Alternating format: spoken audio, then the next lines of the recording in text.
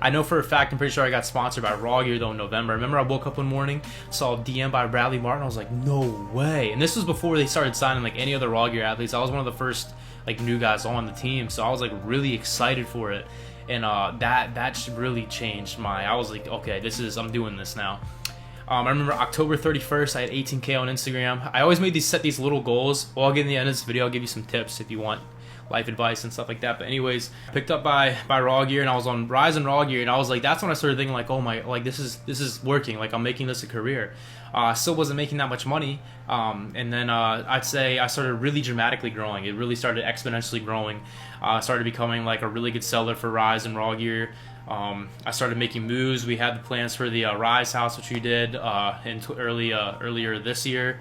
And I remember I had like a fear of traveling and flying. And I remember back in December or like early January, I had to fly up to Dallas for the first time by myself.